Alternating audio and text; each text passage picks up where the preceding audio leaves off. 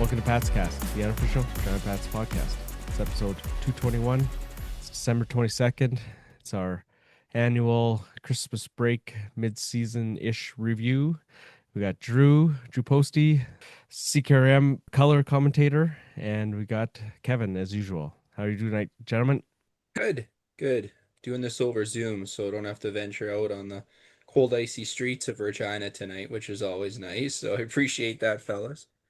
Yeah, thought might as well. It wasn't the nicest day, but it's always nice to do it in person. But it is what it is. We We'll don't just have our normal other co-conspirator. Dante's not here, so it's going to be a lot shorter than normal. Yeah, it might be, might not. You never know. Yeah, It's gonna be shorter. he's at home enjoying the Christmas break, so we're not bothering him while he's gone. So he gets Is off he the hook. though? He's searching for a car, so I don't know. I Is he know, yeah, I enjoying it? know, I know. Well, him and I have been chatting for the last couple of days, trying to find a car for him. So see how that plays out in the next few days. But anyways, yeah, like we said just before we got recording here, it's a little more positive this year than past few. So just kind of general thoughts, Drew, of the first half of the season from your point of view.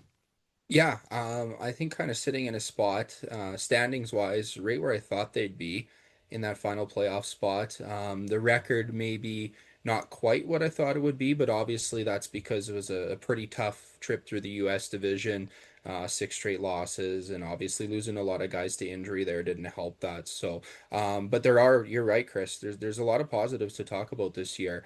The offense has been phenomenal.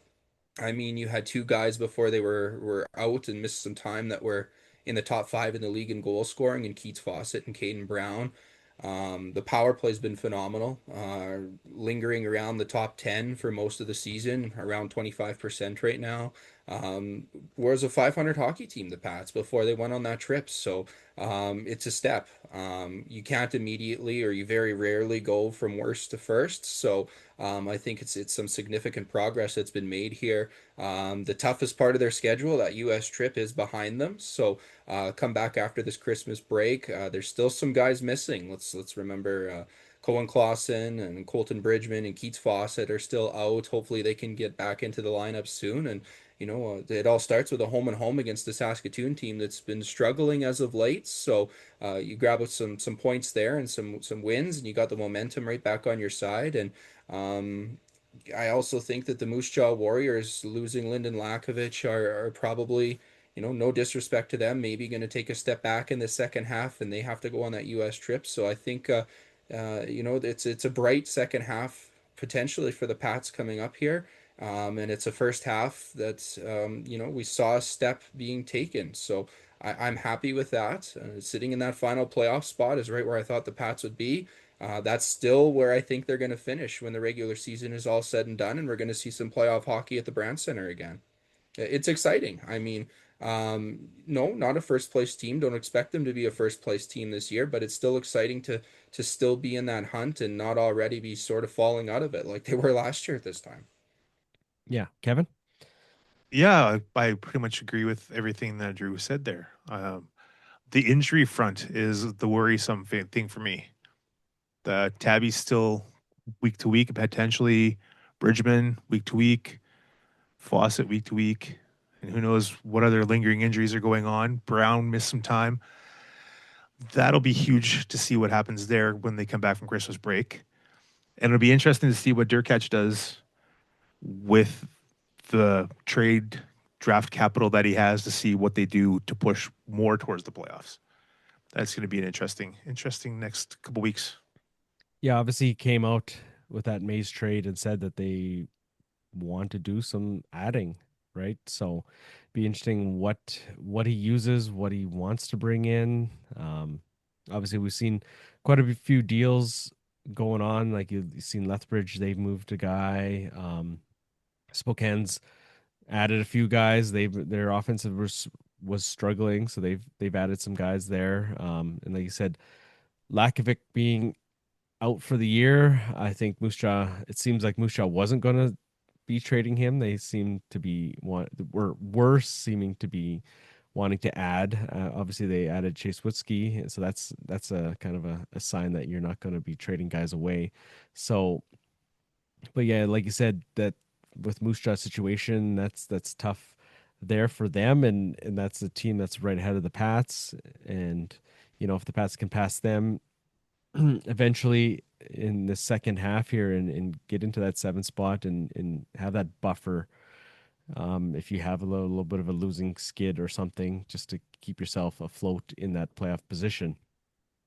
Um, and yeah, like you said, Kevin, the injuries, it's on the Pats side, it's too bad that they're out right now, but once you get these guys back, that's a boost, right? That's almost That'd be huge.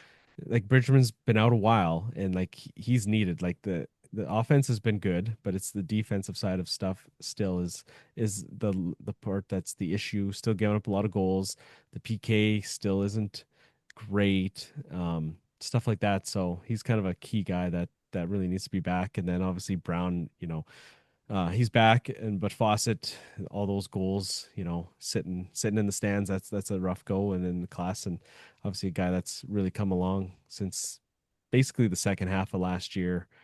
Um, that's kind of one thing I talked about to Lansard here. The previous game, he took that step in the second half, and then he's looking to do the same thing this year, right? And there's a guy that has what double digit goals already um, this year, and then a 17-year-old that is only going to get better, right?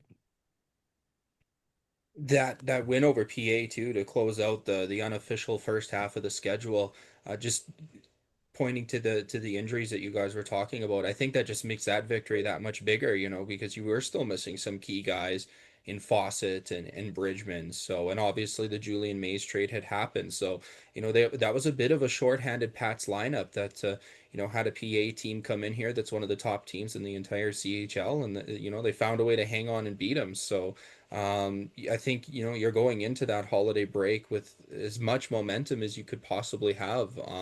You don't want to see guys out of the lineup. You don't want to lose your top scorer. That's obviously a different conversation that we can talk about. But to grab a victory over a PA team like that when those guys aren't in the lineup, I think is just it's that much more of a bonus. And you'd love to have those guys in the lineup, but to get a win without them just can boost the rest of the team's confidence that much more as well too. I know, coming off that road trip, the U.S. road trip, they lost the six in a row, and then you lose that first game back to Brandon, kind of an ugly fashion. But Kind of. then, I mean, they played, half a game, two Well, thirds of a decent game, right? And then it was just a bad ending, right? But then to be able to bounce back and not let it snowball, and you get that shutout in Saskatoon, then the Kelowna game, which was basically the Brandon game again, yeah. um, another ugly one. But then, yeah, like you said, Drew, to take that win against PA, like that was huge. Like to not let this whole kind of pre-Christmas schedule here just kind of go to crap and them just shut it down. But like Brad said after the Kelowna game, he's like, Christmas break doesn't start till Thursday, and they showed up on Wednesday, and you could see they were physical. They really they were hungry, and here and you can see what they're capable of, even being shorthanded against a pretty good team. I don't know if PA took them lightly. I know they did have the backup goalie in, but the starter can't play every game, so the Pats catch a break there, and then you look at what PA did on Friday to Kelowna. I think they were pretty mad that they lost to the Pats and took it out on Kelowna. I Took it think out just a little bit. yeah. So they kind of maybe got a wake up call there. And yeah, so now PA's tops in the conference again. They leapfrog Medicine Hat. They're on a bit of a heater. They 12-0-1-1 in their last 14 games. So they're a team that's kind of quietly been rising up the standings. But yeah, like just to not let that 6 game skid not get too much worse, was kind of nice, despite all the injuries that they are dealing with. I think that also speaks to the step that the team's taken. You have a tough trip like that, and they didn't really let it get to them, like you said, Chris. That's the maturity factor coming in a little bit more too. It's not as young of a team as it was the past couple years, and there's some real leaders on that team. There's some older guys there now that know what it takes and have been through ups and downs. And I know it's just one game, but or two games, I guess, if you count the shutout in Saskatoon, just two games. But a lot of guys, I think, obviously stepped up in that locker room and said, "Yeah, that was a tough trip, but we can't let it, make our season or break our season." And that's another thing I think that has to be looked at as a real positive is that they come back from a real tough trip, a lot of miles traveled, and beat a really good team in PA and beat a team that's probably still a playoff team in the Saskatoon Blades as well. So not only is the results there on the standings a little bit and with the offense and the power play, but I think that just shows the maturity factor, taking a bit of a step forward as well so far this season. Yeah, and Back to you the go ahead. oh yeah, I just want to touch on the maturity, like you said, in the leadership. Obviously, you got guys like McNutt and Brown who've been around a long time and have experience on good teams and know what it takes to win and been in the playoffs where the Pats didn't have really any of that before, right? So these guys stepped in last year, kind of felt the team out last year, and now they're wearing letters and now they are the leaders of this team. And obviously stuff is, you know, much looking much better this year, right? And that, that's a credit to them. You go back to last year. What did they have last year? A makeshift bunch of players that Miller kind of threw together, got younger, got rid of guys, got younger, got rid of guys, picked up some draft picks and stuff. And now it's finally coming together. They made a couple key pickups like Miette. His point totals have gone a little bit sluggish the last little bit, but 19-year-old rookie Karimov from Sarnia, like these guys, just random guys. Well, in most people's thoughts, random guys have come in and played really well, and they're fitting into the Pats culture. It seems like Yeah, and like you Yeah, said, absolutely. last year was just it was just so transient, right? Like just so many guys were in and out. How do you not build a team, but how do you have cohesion and try to like play as a team, right? When there's literally a guy every week getting either moved out or moved in until that trade every deadline, week, right? every day, Yeah, pretty much right. for a while Yeah, there. 18 deals or whatever, 19 deals, whatever it was. So safe to say that's not going to be the case heading into the deadline this year. If anything, I wouldn't call them big time buyers this year, but they've already indicated that there's going to be some moves probably made to keep them a team that's in playoff contention. And obviously that has to happen because there was the situation, we'll call it, with Julian Mays. And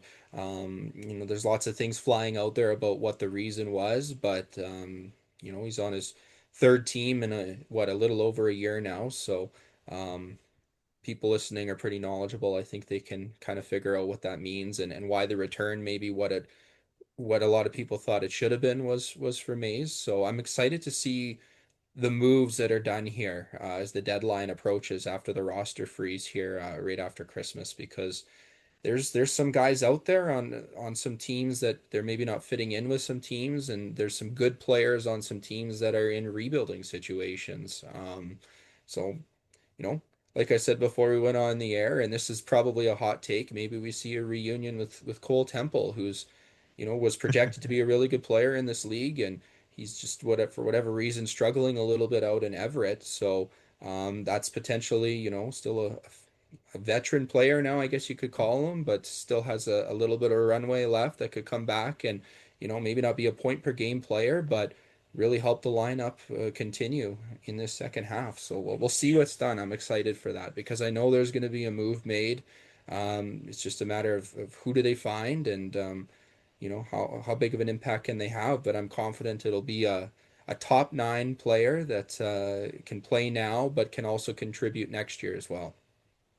Yeah, it'll be They do interesting. have they do have 5 games before the deadline, so There is some time still. a lot of things can happen if they come back and they struggle. Maybe things change. If they come back and things go well, maybe things will change the other way. You know what I mean? So it'll be interesting to see what happens because they play like 5 games between the 27th of December and January 3rd. So they play a lot of hockey really quick right after the deadline or right after the break. So it'll be interesting time. Yeah, it'll be interesting to see what angle he takes. Um, like I don't think you're gonna be adding older players. Like you probably want to add like 17, 18. I don't think you want to add a 19, and obviously they're Yeah, full of I think 20s. it's So I think it's an 18-year-old at the oldest, but with yeah, Mays out, your leading scorer right now and a guy that's going to be a point per game at least player. It's going to be an addition for sure. I think even if they come back from the break and they struggle a little bit, I think because the expectation is to be a team that can sneak into the playoffs this year. I think and I think they were banking on Julian Mays being here for a little bit and being a solid contributor. So I think that no matter what, I think they're going to want to replace that as best they can. I don't know if it's going to be another point per game plus player, but it's going to be someone that can fit into the top nine and contribute somewhat for sure. I think. yeah, for sure. And like you said, Kevin, like addition of Miet and Karimov, those guys have come along. Maybe one guy that I thought maybe would have done a little more is Jace Eglund. He's only got 3 goals, but he's a guy I thought kind of was taking steps in that second half last year that kind of maybe hasn't uh, taken as much this year. I thought Zach Moore, I he's I think a battled lot. injuries. I think a lot with Eglin has to do with his role. He's been playing fourth line, Yeah, checker, not really a real offensive guy. So maybe um, that'll change in the second half when Pugh and Schultz aren't here as much for a while anyway. yeah, we can talk about them in a bit here, but yeah, Zach Moore's a guy, kind of a guy that I thought would have a little more offensive output, but he's battled the injury bug, obviously. And so it's too bad. Once he gets some more consistent playing time, I think he'll come along. But like we said before, the offense really isn't the biggest issue. We don't think, right? Like it still seems to be on the defensive side of things. So I yeah, so it'll be At, interesting to see what at Dale does here. at this point last year, they had 80 goals. They have 111 this year. So basically, they're a full goal a game up from Yeah, last year. and how many they have Yeah, it's against it's last year? nothing to Uh, turn away from. That's for sure. Last year was 128, and now they're at 130 this year. So it's Yeah, so basically the same goal same thing. Yeah. defensively, Yeah. but offensively, it's a And, full goal. yeah, and Kelowna obviously put up an 8 spot on them, and there were some tough games on Brandon that just put U.S. up trip. I think that 8. contributed to that. So Brandon as well, yeah. So Yeah, um, because they were pretty even before the U.S. road trip. Yeah, it They was a were lot closer, yeah, closer of a gap for sure. yeah, But defense is always a thing that kind of comes last with young teams, up and coming teams at a lot of levels of hockey. It's been talked about for a long time at the NHL level with certain teams, and it always seems to be the hardest thing to do, no matter what, is to play defense. So to me, it's probably going to be the last thing that comes. For this team as they transition from a rebuilder to a bubble playoff team to hopefully a contender. I think that defense is hard to do, especially in the last 10 years or so at high levels of hockey. There's been so much increase in the offense.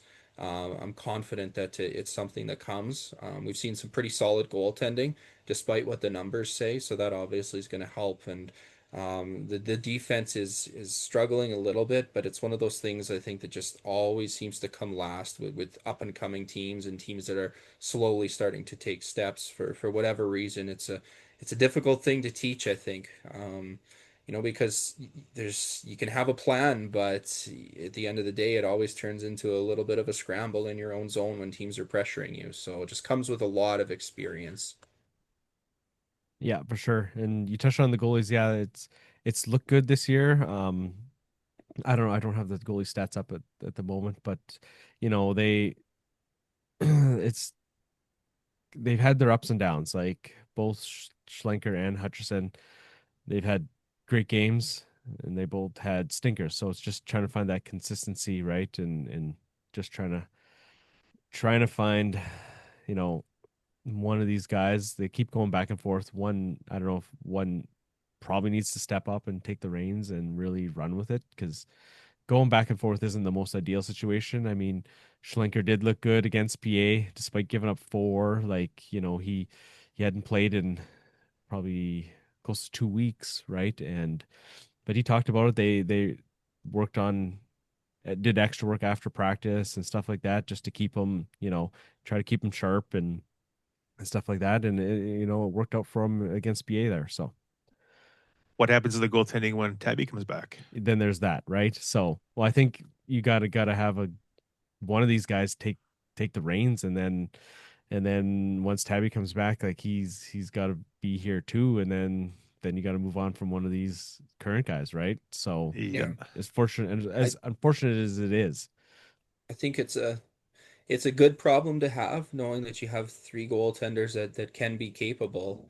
If you're looking to get another piece for with your forward group, you don't want to treat people like commodities, but you have three goaltenders that can play regularly in the Western Hockey League. I think that's a good problem to have if you're looking to add to your forward group after losing Julian Mays. So, unfortunately, maybe that means one of these guys gets moved. We'll have to wait and see, but there's obviously some significant draft capital to go along with that. But if there's a couple players that can be moved because there's a bit of an influx in numbers at a position, then that's great when you're looking to try to replace your top scorer.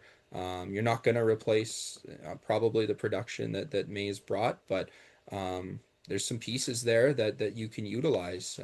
And you never want to see guys go, but it's the nature of the business, and I think that that's a good problem to have for the Pats right now. Obviously, we don't know with Tabashnik what his timeline is with the injury, but if it's right away or before the deadline, then maybe we see one of those three goaltenders moved as they try to bring another forward in. yeah, that's a good point. I wonder what happens if he's not back before the trade deadline, and then you're kind of stuck with three guys, right? Like it'd be interesting. I wonder what the trade market is for one of these 219s out there. I mean, it was a sixth for Hutcherson and a ninth for Schlenker. Like Yeah, Schlenker was on the block from the time the V's picked him up, and like there obviously wasn't much interest in it at all. But for a ninth, like I didn't know what to expect. Obviously, he played in Portland. The numbers were okay, but obviously didn't really see him play. But man, he's looked better than a ninth round pick trade, right? yeah, Like, yeah. In a goaltender in this situation, I think would be just one piece. yeah, no, And for it's going to sure. be tough because obviously the GMs out there know that Dale's going to be trying to replace Julian Mays as much as he can. So that's just going to make the price tag that much higher. That's just the way that it goes. They all have mutual respect for one another, but if you're looking to replace a significant loss, and GMs know that, the price tag goes up just that much more. So it's probably if that scenario were to play out, and it's obviously pure speculation on my end right now, but it would be a couple picks, a goaltender, and maybe even also another player to try to get a significant forward back into that lineup.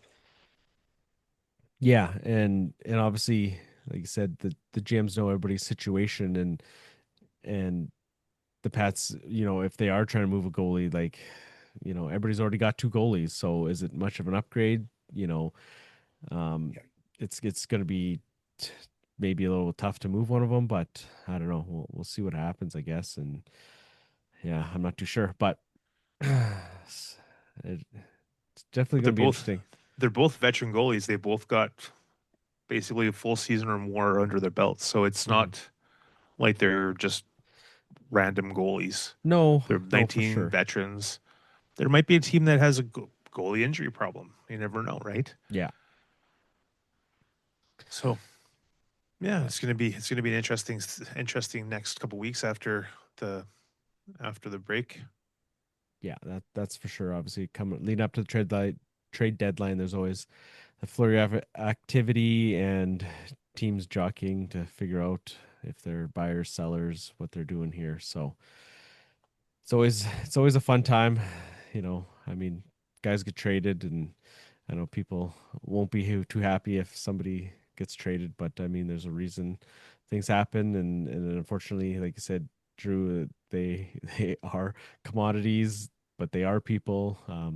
I think we've done a good job in trying to get their stories out there so people can kind of relate to them a little more. And I mean, that Hutcherson interview, that was really good. We really enjoyed that one, and we had to cut it short. It was Dante made going us long. stop talking to him. Yeah, it was going long, and yeah, so it's tough to see guys like that go, but that's the nature of the business. It's high level hockey. You're not nothing's guaranteed, and the team's always looking to get better, right? And that's just the way it is. Yeah, so looking past into this next half of the season. We kind of touched on Pugh and Schultz. I don't know how much they're going to play. Obviously, there's the Max tournament here that they're going to over the Christmas break and into the new year here. They haven't obviously Schultz hasn't played a ton. Um, I don't know what kind of their situation is, how much they're going to be playing with the Pats, how much they're going to be focusing on the C's. Obviously, the C's are doing really well. They're going to go deep in the playoffs this year. Um, be kind of interesting to see how much they do play. It really looks like Pugh has really fit in well. Like he's He's played, found his groove at this yeah, found level. his groove. Yeah, that's a good term. Like he looks pretty confident out there. He doesn't, he's not standing out in a bad way. He's making smart plays. Like for a 15-year-old, that's um that's pretty impressive. Obviously, it's been a while since we've seen the last 15-year-old here, but he was on another level, I think. And then being in the bubble, the competition maybe wasn't as strong there. But Mhm. but Pugh has looked really good, and then Schultz getting a couple goals here in this last game. That's got to be a huge weight off his shoulders, and that only will help his confidence at this level. Obviously, he's doing just fine at the U18 level there. But yeah, what are you guys' thoughts? I said when Schultz got that first one, I said Dante, maybe this opens the floodgates for him, and maybe it does. And he got another one. Maybe it was a little bit in garbage time, and he was close to the hat trick. After he had two goals, he actually hit the crossbar. So he was sniffing after that first one went in. Popped a second one. Hasn't played as much as Pugh, like you said, dealt with a bit of an injury, but 7 points in 11 games is pretty close, I think, to where you could put a player like Maddox Schultz as a 15-year-old with a very, very heavy schedule with the Pat C's and playing internationally and the Max tournament coming up. There's a lot of expectations on both of these guys, and to the point where it's a little bit unfair. They're not going to come in as 15-year-olds, as highly touted as they are, and be point per game players. That just doesn't happen very often. We were obviously just treated to that, like you alluded to, Chris. So I think maybe we that kind of puts our expectations that much higher on a first overall and a third overall pick. But um, yeah, I think they've stepped in and they've done for the most part probably what you expect. If anything, Pew has even exceeded expectations a little bit because as gone on. He just looked so poised to me in some situations. There's been some really good forechecking plays that he's made where he's made some good passes into the slot that's resulted in some goals two or three times on the 6 assists that he has. So really really happy with what I've seen from Liam Pugh in 17 games and Maddox Schultz. Yeah, I think maybe the floodgates open for him. Like you said, we'll see how much he plays. Obviously, he can play 34 games in total, and he's only played 11. So, they could get him into the lineup down the stretch in some pretty important games if they're fighting for that last playoff spot. And maybe that's where he really starts to shine. He's obviously played on a lot of really, really good hockey teams, and, he's been a winner at pretty much every level that he's played at so far. So, I'm excited to see what more Schultz can do. And I'm really impressed with what I've seen from Liam Pugh. Tremendous amount of poise for the most part out of him as a 15-year-old.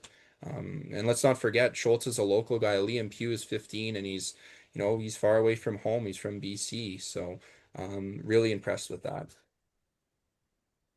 Yeah, I'm happy with both. It took them a little while to get their stride, but I think both of them have finally realized what it takes to play at the level, and they're only going to get better. They're not going to get worse. They're going to get better. and I see both of them having really strong second halves with us, the Pats, and with the Patsies. They'll continue on and storm that place a little bit more. um, it's going to be interesting to see how they're used when they get used because they're going to miss the next 5 games probably with the at the Circle K. So it'll be interesting to see how the Pats handle that. If Foss is not healthy and those guys aren't healthy, it'll be interesting to see what they do with the lineup. Yeah, and it's gonna be interesting second half. Yeah, obviously it takes them some time to get up to speed at this level, and then having to go back and forth like that that can be the easiest thing, right? Obviously, um, playing at the WHL level helps them playing at the AAA level. Obviously, it's obviously a step down. It's a little slower, but it can't hurt their confidence. Obviously, they're being there, then you jump back up and obviously practicing with the Pats, however often they do, is just getting them that more experience. And like you said, it took them a little bit, but they've got their stride now, and see what happens in the second half. It just kind of, like I said, I just wonder how much they're actually going to play, see how much they do play with the Pats, and kind of the sky's the limit with them, right? So And one thing with Liam Pugh, he got to go on that U.S. road trip, and I know obviously the results weren't there, and there were some really tough games. But Ken Schneider mentioned to Dante and I in one of the broadcasts that he really started to see some good things from Liam Pugh on that road trip, and it didn't necessarily amount to offense, but it was responsible plays and limiting mistakes that maybe were a little bit more prevalent in the very very early part of the season. So. I think for Liam Pugh that was a tremendous experience, and he said himself that it was really good for him to go on that trip, and obviously Schultz was dealing with a bit of an injury at that time, so he didn't get to experience that, but we know that he will eventually. So just it's been a big learning curve and a very very busy time for those guys. So it's hard to not be impressed with how they've handled themselves and what they've been able to do as 15-year-olds at the WHL level so far in a pretty small sample size. yeah, no, 100%. I couldn't imagine just handling all that workload that they've got, right? School and two teams, and like, I don't want to say the exceptional status. Like, obviously Schultz talked about it. He didn't want to deal with that, but like, would that have been easier to deal with than playing with two teams and trying to balance that schedule? Like, I'm I not would saying have it's the, I would assume so. It would have been a lot easier just to be on one team. yeah, I want to say he made the wrong decision, and obviously he seems pretty happy with, because he did say he does enjoy still playing at the AAA level. Obviously, the buddies and all that stuff, and I'm Yeah, not taking anything away from that, but I think, yeah, like you said, Kevin, it probably would have been easier just to focus on one team, and but like you said, Drew, for them to handle it, both of them, obviously it probably helps that they've got each other to kind of lean on, but yeah, at 15 to handle One all this is kind of unreal. one real big positive I think is those two guys developing a lot of chemistry on a team that is good enough to win another championship this year. I know a lot of people thought that maybe they would take a little bit of a step back this year, but I think the Patsies have proven that they can be a championship team once again this year. And you got two guys that are the future of the Regina Pats. Being on a winning team like that can go really, really deep into the postseason and push for a championship again, for them to potentially do that together and then bring all that playoff and winning experience to the Regina Pats as they get older. I think that's going to really pay off for the Pats in the future when those guys are a little bit older, and there's still not a ton of playoff experience on the team, and those two guys can say that maybe they did it at the AAA level, because I think the Patsies have a good chance of proving some people wrong and pushing again for another championship here. Obviously, those two guys helped that team a lot being there this year, so maybe they play a little bit more there than they do with the Pats, but if they go and they do that together, that's awesome for them, and that's really good for the Pats when they're contenders in the playoffs to have two guys like that, two really good players that experience that together. Yeah, just looking at the standings, the Patsies are in first place, 25-1-2. They're battling with Moose Jaw again. Moose Jaw is 22-2-1, so they're they're right there with Moose Jaw. The Um, Patsies are 20-2 in their last 22 games. So, oh yeah, look at that. and Success. Schultz has only played half the season. Pugh's only played 12 games down there. Yeah, they're a really And good team. They have a they're lot of really good players. They're a they're very deep team for sure. So they're a lot it would stronger than a lot of people predicted. yeah, they are absolutely, and that's great to see. And Oh yeah. like I said, it would be awesome if Pugh and Schultz could go into that together and come out there with a championship together. That would be just really really good for them to come and bring that experience to the Pats when they're a little bit older. And they're also hosting the Westerns, I think it is, isn't it? Oh, that's Yes. right. Yeah. So Yes. they're guaranteed a spot in the later on rounds and stuff. So Yeah. So they don't have hey, to win the province to get into Westerns. So I mean, it's not like they aren't going to. Like they have a very good chance, obviously, of winning and going in the front door. And then yeah, so they're in a 14 playoff to go to nationals, right? For sure. yep. So I forgot about that. That's a good point there, Kevin. Hmm. So say they do lose to Moose Jaw in the final or whatever happens, they're still kind of guaranteed to go kind of far. So no, that's good. Yeah, what else do we want to touch on? What haven't we touched on that one of you guys have think we need to? I think we talked about it a little bit before we started recording, but really happy, and I think we all saw it coming maybe with Zach Lansard. You mentioned he's one of the double-digit goal scorers, and he's getting close to being a point per game player. Obviously ranked by NHL Central Scouting here. Um, I'm just so impressed with the way he plays the game. He's so tenacious on the forecheck. He's a smart player. I remember when he came to camp last year, there was a lot of talk about him. And it's really, really nice to see the results coming for him. He could play a really, really big role, I think, with Julian Mays not here anymore and not knowing right now what's going to be there for a replacement. I think he's a guy that could have a really, really big second half and he's already played a ton on the power play, but just get that much more opportunity now. You might see him come out of the season at the point per game or maybe even a little better if he stays healthy. I've been really, really impressed with him. Yeah, he's looked really good on the power play.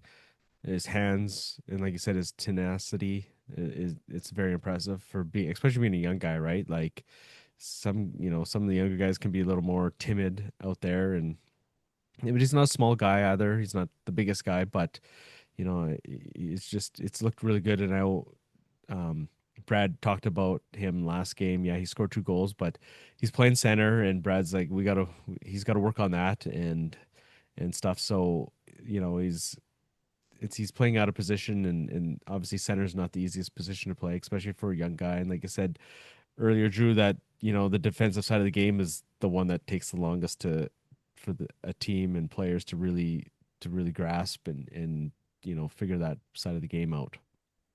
And we've seen Reese Hamilton have a pretty good bounce back year after, he was a lot of people thought that his name might get called in the NHL draft, and then you could call it an off year last year. Yeah, he was with, a team that was in a tough spot and a team that, like you guys said, had a lot of players coming in and out of the lineup. But now he's got 21 points in 31 games, and he's a +5 on a team that's you can make of that stat what you want, but he's a +5 right now. It's fallen off a little bit from where it was because of the U.S. trip, but he's had a pretty decent year, I think, Reese Hamilton.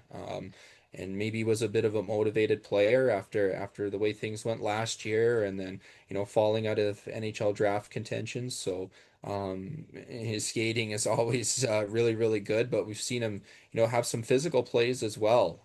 He's been a really disciplined player, just 8 penalty minutes in the 31 games that he's played. So it's really nice to see Reese Hamilton being, I think, what then GM Al Miller thought he would be when he acquired him in that Tanner Howe deal. So really, really impressed with him as well on the defensive side of things. And you're Yeah, talking about his physical play, like for 8 penalty minutes, and he's actually one of the guys that's actually throwing his body around quite a bit.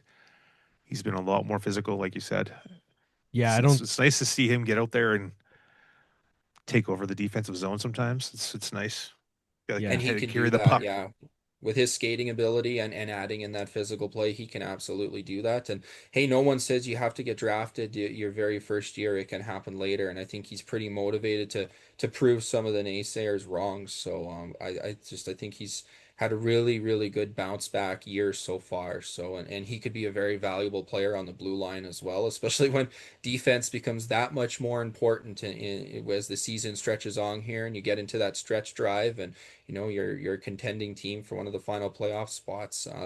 It's nice to have Reese Hamilton in the lineup, and he's been healthy, which is great. So hopefully that can continue. We'll see what he does in the second half, and also. The coaching staff talked a little bit about Matt Peranich as well. 22 points in 31 games.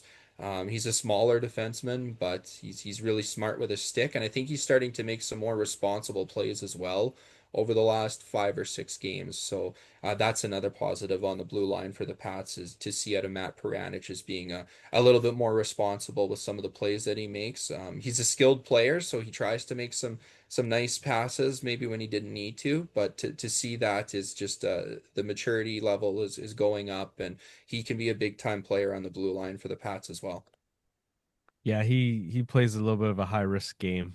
Hmm. Needs to maybe rein that in a touch. Obviously, like you said, he's an offensive guy and he wants to score. And like we've touched on a few times, that the scoring isn't the issue; it's keeping the puck out of the net. So he needs to come around there a little bit, I think. And then just going back to Hamilton, yeah, like it's been night and day last year to this year. Like you know the physical side, especially like he wasn't throwing any hits last year, and I think that's just kind of rounds out his game. Like he's still, like you said, he's got the smooth skating. He can put up some points, and he has this year, and he's just looked like a much better all around defenseman out there. And yeah, his I've really liked his game this year, and it's nice to see that.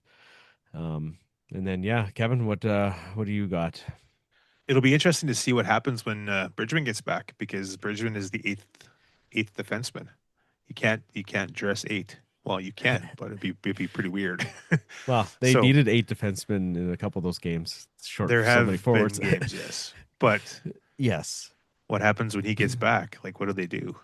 I know, right? So, because you got Wagner up here, and then you got Cone. Cone's dinged up right now, but you got Deschamps and Wagner, and then you got Pierce, and like I said, Pranich and Hamilton. So, like, who's sitting out? Obviously, Wagner's being the young guy. He's going to be the first kind of guy to sit, and but then who's the next guy? Exactly. So it's going to be interesting to see how they do the roster management over the next little bit. Yeah. Then a guy like Cone, I've really liked his game all year long. I know it's not flashy, but for being a rookie, first guy or first season here, coming out of high school hockey in Minnesota, like this is a pretty big jump, I'd think. And he's kind of handled it nicely.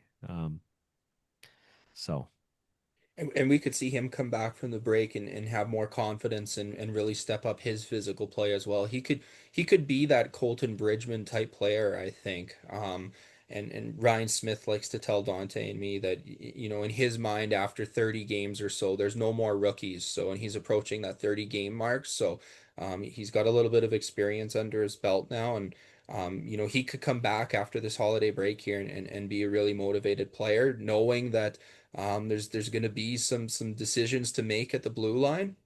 And he could be kind of like a Colton Bridgman, I think.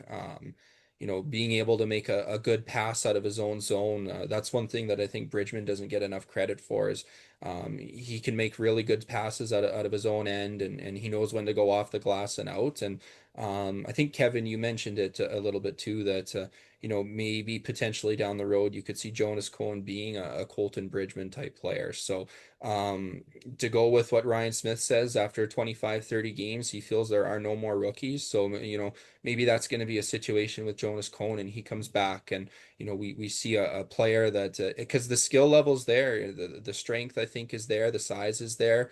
It's just, yeah, it's a big jump for him, like you guys said. So, If he plays with a little bit more confidence, he could be more of a difference maker, I think, too, in games. And we've seen flashes of it, but I think with that confidence will come more consistency from him. Yeah, I've really noticed that he doesn't take flack from anybody. Like he's a rookie, he's new to this league. He probably didn't know a ton about this league, and like he's not taking anything from veterans. Like he's in their face, he's shooing them away. Like he he looks like a veteran out there, and he's just like he doesn't, he is physical, but he isn't like, he doesn't go too extreme, and he's not taking any stupid penalties.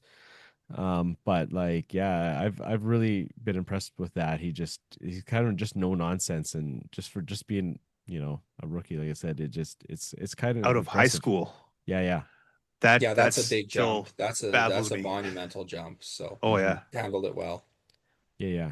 So it's not like he's, playing well or was playing AAA here, where it's a little more, I probably think, physical and stuff like that. And but yeah, yeah, it's been nice to see, because you didn't really have any expectations out of a guy like that, because you just don't know what you're getting, right? Like, so Yeah, yeah, and I know the guys in the locker room are big fans of Shea Rollison. So he brings the energy and the work ethic.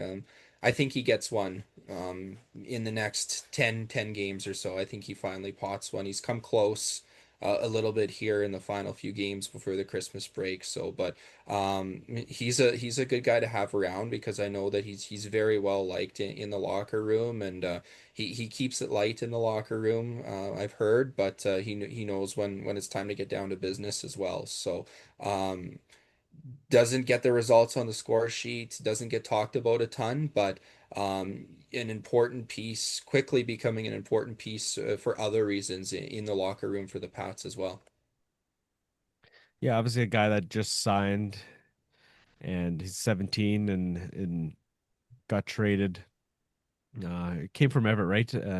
And obviously a guy that lives out in Manitoba here, so is kind of a guy, again, another guy that you weren't too sure what you're getting, but he's got some size, and kind of going back to that, the fourth line isn't getting his opportunities, kind of like Kevin mentioned with Egeland, but they've looked good, in that kind of fourth line, third line role, checking, and he's physical. Nice to see that coming out of that position, right? You need that if you're not scoring, right? So, yeah, like you said, he's come around. He doesn't get a lot of buzz, but yeah, it's nice for you to point him out. But yeah, I don't know if you guys got anything else. Kind of wrap it up here. Excited. Guys, excited than I have been, and more excited than I have been, I should say, in the last couple of years. Yeah, that's for Because I sure. think I think there's progress being made. There was a big win right before the holiday break. There was a shutout against their rival, coming with a shorthanded lineup, and coming after, you could have folded the tent and said, we dropped seven in a row, that's it, and that didn't happen. So a lot of excitement, and not being unrealistic.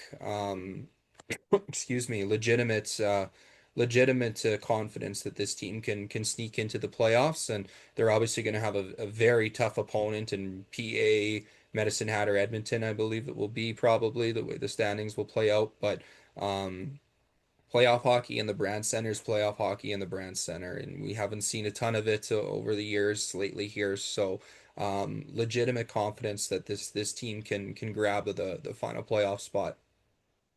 Yeah, no, playoff hockey has been few and far between. This podcast has covered seven playoff games in its history. So that's not the best track record there, but yeah, like I said, get some of these guys back, and you have some good options, bring up that the talent floor has been brought up, some good decisions to be made, or you have good options to make, right? And and it's just like you said, there is some confidence going forward. Team has looked better. Just gotta, like I said, just gotta work on that defensive side of the game. Offense is coming. It's nice to see them taking a step, and see what happens at this trade deadline, and that kind of kicks off into That's the second half. That's another thing. Excited to see what move is going to be made because that message that was put out by Dale fully indicates that they really plan on bringing in a player that can be an impact player now. So that's always exciting. Um, when a player comes in that can contribute in one way or another right away, and it's not draft picks or it's not a player that's a couple years away. So that's another thing that I'm really excited for too, because that's going to obviously happen fairly quick here with the deadline being on the 9th. So yeah, that's another thing I'm excited for. It's definitely going to be an interesting next 2 weeks, or a little over 2 weeks. It's going to be interesting to see how they get healthy with the health of the players, and then the trade deadline. It's going to be it's going to be interesting. There's not going to be 18 trades this year, thank No, goodness. But I think there's more than we expected, right? Like I I really didn't know what to expect, and yeah, there's been quite a few. I didn't think there was going to be a ton, obviously, with being so young last year, bringing all the young guys. I thought they were going to let it ride, but obviously, there's been some situations where they've had to make moves, and unfortunately, like I said, the Mays get, losing that offensive side is tough. But the deal had to be made, and that's it. It is what it is, and I just think there's been a few more moves than maybe we thought, but yeah, and it is obviously isn't anywhere near last year. Just Well, you I know, don't think they expected Kowalik not to show up, yeah, right. And then so they brought him in, and they traded Smith, you and lose Smith basically for nothing, unfortunately, right? You lose that depth, but now, like we just said, with Bridgman coming back, you got too many. Like yeah, Wagner's look good, right? Like Wagner kind of takes Smith's spot, and he's a little bit younger, obviously, but Wagner's look good. We didn't really touch on him. Obviously being a young guy, hasn't played a ton yet, but he hasn't looked bad, and he hasn't looked out of place, and no. that's kind of the key for a young defenseman. Like he Hmm. hasn't been making And mistakes. You haven't seen him coughing the puck up. He's made some smart plays out there. and maybe his ice time's been limited a little bit, and this is why. But he's played 17 games, and he's not a minus player. And he has a couple of goals and a couple of assists. So that's when if you're looking at just the numbers, you would think that's pretty solid for a young player from Yorkton to come in like that. Maybe quicker than he expected after what happened with Braden Smith going and Kwolek not coming. Yeah, no, that was obviously tough, but the Pats decided to bring in Rylan Pierce, another guy from Everett, another guy with some experience, some playoff experience. So see how that plays out, and hopefully he can be one of those guys like Brown and McNutt, and really propel this team into the playoffs.